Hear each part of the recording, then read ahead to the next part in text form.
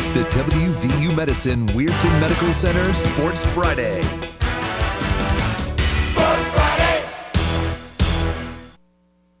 Good evening and welcome to the WVU Medicine Weirton Medical Center Sports Friday. I'm Rob Metzger. It's state championship weekend on the gridiron in Ohio and West Virginia. Locally, top seed Wheeling Central had a chance to capture the Class 1A crown tonight in Charleston against number 3 seeded Clay-Battelle. The first all-time meeting between the Maroon Knights and the CBs. Central looking for the school's 13th football state title, 9th under Hall of Fame head coach Mike Young. They're down 6-0 in the first.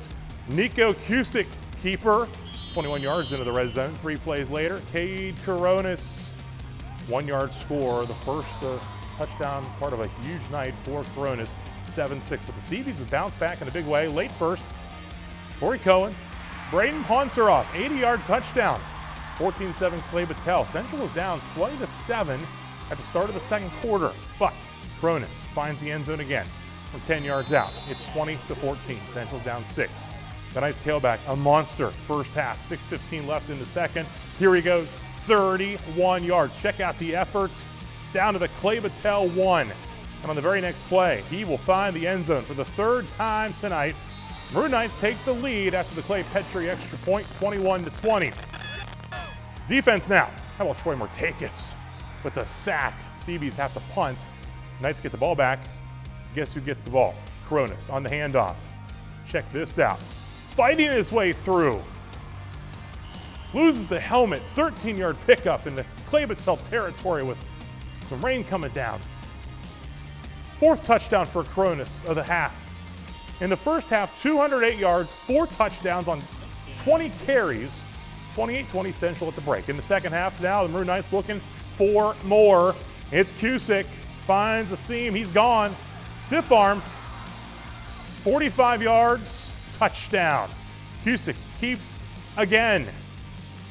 Not going to find the end zone this time. He'll be just short of the end zone, but it would set up another Maroon Knights score. And it again would be Coronis, his 5th of the night.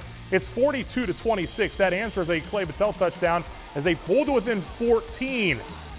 Now some more defense here for the Maroon Knights in this high-scoring affair. It is Cusick, diving attempt with the pick. And Coronis, this will be his 7th rushing touchdown. He goes for 415 yards. Those are both playoff records. Central, state champs for the 9th time as they celebrate. 56-40 your final. Our Jack Kilgrove and Tanner Mounts still on the field right now gathering postgame. This one just wrapped up not too long ago, so we will have postgame reaction coming up later in this show potentially, and of course at 11:15 over on WTOV9. How about the 4A matchup earlier today? Morgantown and Martinsburg. The top seeded Mohegans, Maddox Twig, touchdown. Bulldogs would answer and take the lead 7-6. But before the half, Morgantown catches fire. Twig to Tanzer George. Mohegans move across midfield. A few plays later, Twig will do it himself. Second touchdown of the day. Morgantown takes the lead 14-7. And then after a fumble on the ensuing kickoff right before halftime, Twig to the air again, 21-7 at the half. They would add to the lead early in the third, make it 28-7 on another Twig touchdown run. Martinsburg, though, battles back in this one. They make it tight. They would get to within 28-21. That would be your final score. Morgantown, for the first time in 20 years, state champions, defeating Martinsburg by a touchdown. Again, that 28-21 final. Tomorrow, 2 more chances to be crowned in West Virginia. In 2A, it is Bluefield and Frankfort at noon. And then the 3A matchup, Nitro in Princeton, the nightcap at 7 p.m.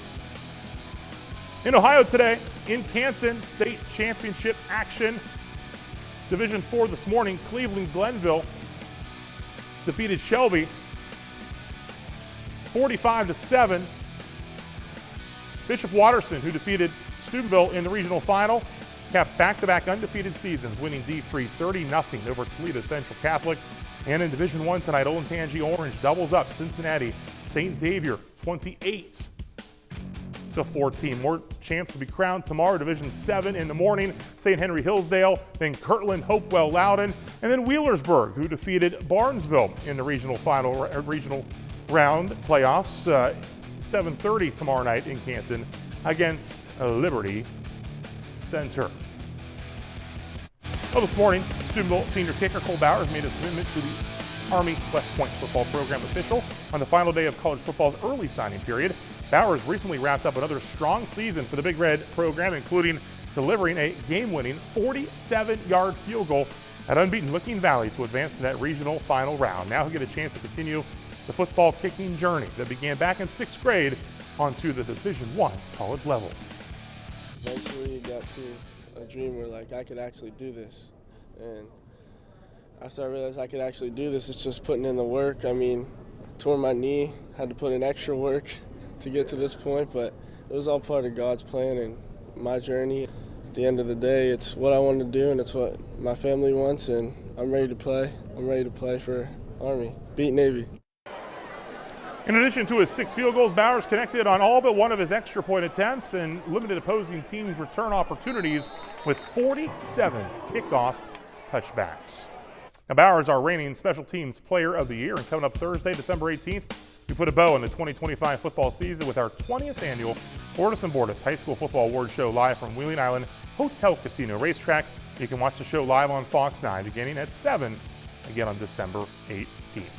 Coming up on the WVU Medicine Weirton Medical Center Sports Friday, we unveil the Plumbers and Pipe Fitters Local 495 Play of the Night.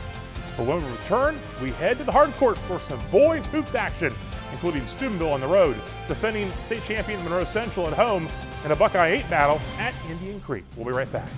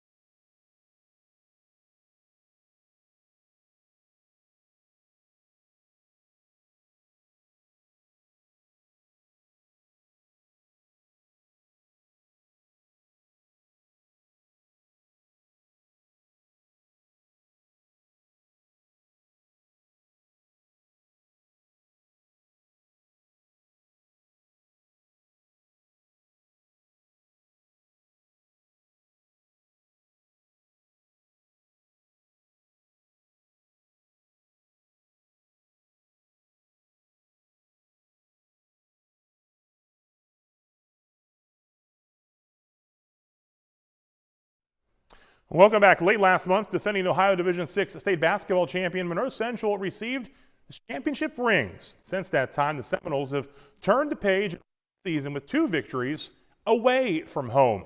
Tonight, the state champion Seminoles tipping off home schedule against Barnesville. Large crowd from both schools jamming into the gymnasium tonight, and just as she did before the title game in Dayton, Monroe Central sophomore Addie McGuire got us started with the Star-Spangled Banner. And the Noles defense gets things started, leading to offense. Corbin Farnsworth, the steal and the buckets. On the other end, Barnesville would answer. Riker Willis raises up, drains the jumper. He led the Rocks with 9 points in this one. Caden Silva takes it to the hoop. Oh, up and under. He scored 10. It was 10-4 Knowles after a quarter. And then the Rocks back to a 2-point game as Dylan Blonde finishes with the lay-in. Off the inbounds, Knowles respond. Max Demchak to Farnsworth for 2. And Hunter Habig swing it over to Cooper Howell. Howell scored 13, knocks down the 3 ball here. How about some more defense to offense? Check out Farnsworth. Gonna block the shot. Then Howell gets it back to Farnsworth, who led all scorers with 17 points. And why don't we show some more defense? Silva and Maddox Henderson applying some pressure. Henderson's gonna come up with a steal here. Here's Farnsworth up and in for 2 off the Howell feed. And then the defense to offense as the Knowles pick up the victory over Barnesville. 54-23 is the final from Monroe Central. They're 3-0. To East Liverpool now, head coach Mike Handy and Big Red tipping off with the Potters of East Liverpool. Big Red got off to a fast start. Landon Bowers to Brother Cole for 3. It's good. Then Haney back to Bowers. Another one from downtown. He finished with 17 points. Big Red started this one on an 8-0 run. East Liverpool not backing down. Drakeem Abercrombie gets the lay-in to go. On the other end, Santino Haney pulls up, jumper, buries it, and he's fouled. Bowers, nice dish now to JoJo Ray. Ray finished with 6 points. Abercrombie, again, drives, tough finish. He led the Potters with 25 in this one. But Big Red just kept on coming offensively. Haney ahead to Trayvon Wiggins, running the court, lay it to go. Wiggins had 18. A couple plays later, Landon Bowers gets the rebound. Turnaround baseline jumper is good. He also had 6. Devon Dawson scored 18 for the Potters. The Big Red will run away in this one. Shamir Adams to Haney, who had 34, and Big Red scores 99, winning 99-68 over the Potters. Now to Indian Creek. Indian Creek Redskins hosting Union Local, and the Redskins get things started. Evan McGregor, wearing number 3, knocks down the 3. He scored 11. Jets answer right back on the baseline, kick out. Caleb Stroud had a big game against Harrison, scored 8 tonight.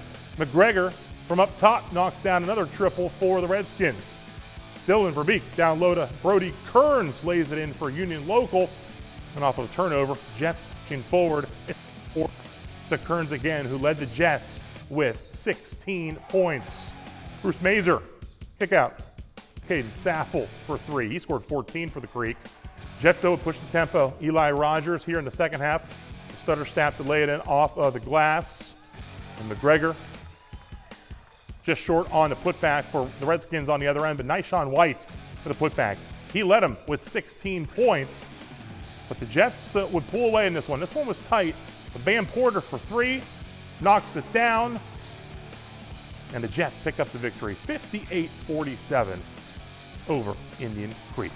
1 week from tonight, Sam Andy Classic returns to West Banco Arena. The triple header tips off 4 o'clock with the Union Local girls and the Wheeling Park girls. And at 6, it's Brook and Wheeling Central boys. First 2 games are live on Fox 9. Then the nightcap at 8 features Morgantown and Wheeling Park boys. That one will stream live on WTOV9.com, our YouTube channel and Facebook page. The first 2 games will stream as well, while also airing on Fox 9. Time to unveil the nominees for the Plumber and Pipe Fitters Local 495 Play of the Night. You get 3 choices to vote on, and since there was 1 football game tonight locally, it'll be the Wheeling Central Play of the Night. Let's check them out. Play number 1 from the state championship win against Clay-Battelle. Cade Coronis plowing through the Seabees, not to be denied, down to the 1. He would score on the next play. Impressive work there. And then it's Nico Cusick, the quarterback, taken off for a 45-yard touchdown. A little stiff arm there. Outraces the defense in for the touchdown. And then Cade Coronis, a record-setting night for the Maroon Knights. His 7th touchdown of the game, a new single-game Class A touchdown playoff record, championship record, new playoff rushing record as well in Class A. Ran for more than 400 yards in that Maroon Knights win. Log on to our website And tell us your favorite Maroon Night play from the night. Play 1, play 2, or play 3. We also have post-game reaction coming up still in a bit from Wheeling Central's victory against Clay-Battelle. When we return after this timeout, we'll let you know how the Nailers did tonight. They were at home. Plus, we get you set for tomorrow's Big Ten championship game between Ohio State and Indiana. We'll be right back.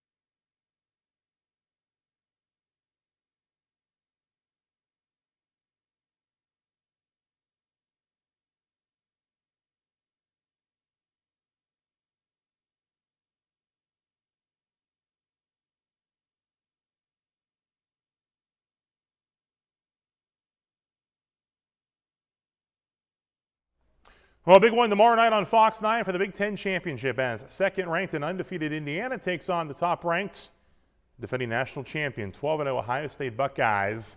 A lot on the line in this one. Of course, a first-round bye in the college football playoff, very likely to the winner. Dave Holmes from the Football Fever is in Indianapolis, where the Buckeyes just arrived a few hours ago.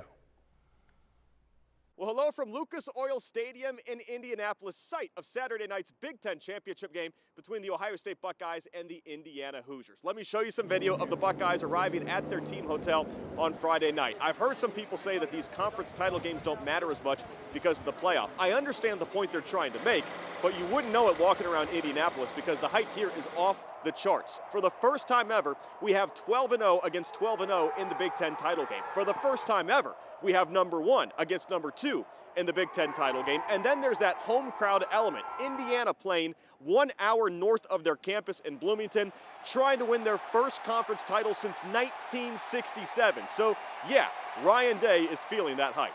When we looked at the calendar during the year, I mean, this is something that we saw ourselves playing in this game, getting back to Indianapolis where we belong. I think it's easy to be hungry when you check last week's box. Do you sense the same hunger here as you go for goal number 2 this season? Yeah, we want to finish off this thing the right way. These guys know that this was on the list of things we want to get done this year, and we've talked about it before, why we want to get this done. You know, we want to be the 1 seed going to the playoffs. One of our goals is to win the Big Ten championship, and you know, you feel like when you have momentum, you want to keep it. So we want to do that, and you know, it's a great opponent here. You might be able to see my breath here. It's very cold in Indianapolis. That won't matter when they play a football game indoors at Lucas Oil Stadium, and that's the story the rest of the season. Last week, the Buckeyes showed they could win in the snow in Ann Arbor, but from here on out, it's all indoor tracks and warm weather climates, so we'll see the fastest version of the Buckeyes on Saturday night. At Lucas Oil Stadium with the Bucks, I'm Dave Holmes for the Football Fever. And we get you covered on Fox 9 for the Big Ten Championship. It begins with the Football Fever pregame at 5:30, leading into Fox's network coverage. Then kickoff of the game is at 8 on Fox 9, followed by a special live postgame edition of the Football Fever after the game. Wheeling Central tonight, as we showed you earlier in this contest, a winner versus Clay-Battelle in the state championship game. They've worked hard every day, not just, this past month has been unbelievable because we were off a couple weeks with no game, but they never stopped working. Yeah, I kept working hard, and without this team, it just wouldn't be possible, and it's just amazing. I love it. I love it, this team. How about getting it for Coach Young? Yeah. Time since 2019. Just what's he mean to you guys? Yeah, he's awesome. He's like a father figure. Just his faith and everything he's taught us, it's just amazing, and he's just incredible, dude. That's the kind of kids I have. They work their tails off to do what's right. They are sometimes criticized because they say, well, you're a private school and you should be this, should be that. We are who we are. We're Wheeling Central. Jack Hillgrove and Tanner Mounts will have more reaction from Charleston in just a bit. Of course, we got Sports Friday coming up at 11:15 on a WTOV9. The Maroon Knights, state champs for a 13th time, 9th time under head coach Mike Young with that 56-34 victory. That'll do it for this edition of the WVU Medicine Weirton Medical Center Sports Friday. We'll be back with more Sports Friday at 11:15 on WTOV9. The Nailers did win tonight at home. We'll show you some of those highlights in a little bit. But on the other side of the timeout, Severe Weather Team 9 meteorologist Nathan Shutt has a look at your weekend forecast.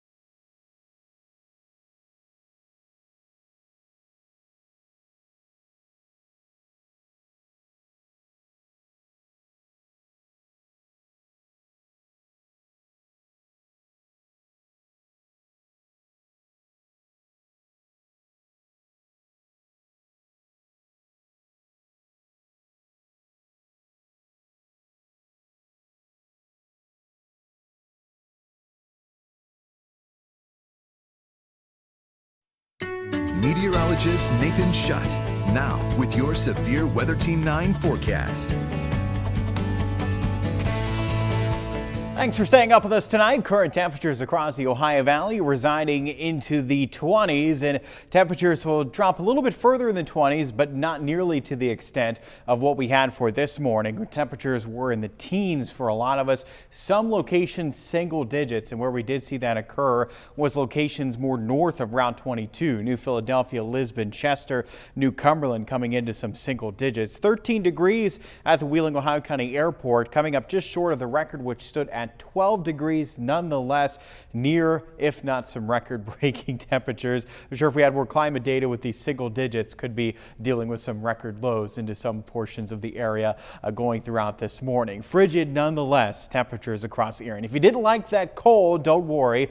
As we go to the weekend, not that it's warm, it's not as cold as those teens in single digits. That's thanks to that cloud cover that has returned even for tonight. These low temperatures are back in the 20s. Again, just dropping a little further in the 20s tonight. Will be more upper 20s than into Sunday morning. By Monday, back closer to 20. And yes, we do likely have a morning ahead where it's a little more reminiscent of this morning.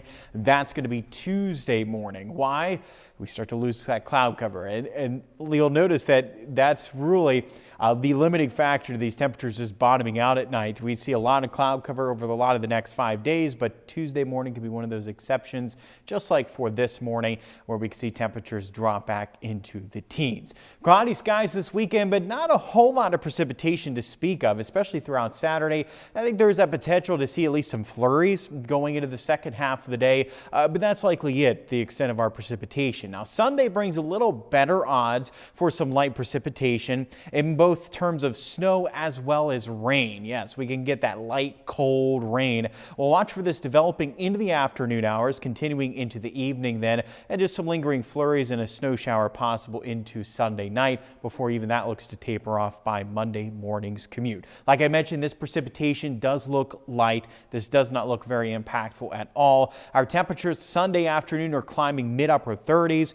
Roads look to be just primarily wet as we go throughout the day. The only thing I would say to watch for is as the sun sets, or even early Sunday night, and certainly continuing into Monday morning, that while it's not much precipitation, a trace to 1/10 of an inch, any snow, a trace to, likely a lot of us, just a trace to 1/2 an inch, but we'll throw a trace to an inch. Not much, right, in terms of snow or any rain. With that being said, if we get enough of this precipitation that some areas, some of these roads across the area start to become wet, the issue then arises as temperatures do drop back well in the 20s into Monday morning. We can see some areas of ice develop. So that's the only thing to watch for, some slick spots as we go into Monday morning. That will likely be the extent of any impacts as we go through this weekend. Now from here, as we do look ahead in your 9+1 day forecast into next week, that next round of some precipitation possible, even into next Tuesday. As we extend there into Tuesday, Wednesday, we'll see a return of some rain and snow, some snow showers going into Thursday as well. It's a series of clipper systems coming our way. These are typically weaker systems, not delivering major haltering winter storms coming our way, but yes, some additional snow accumulations are possible at times as we extend over the next 7 days. A lot of this is going to be cold. A lot of highs 30s, 20s, exception there Wednesday, the warmest highs near 40.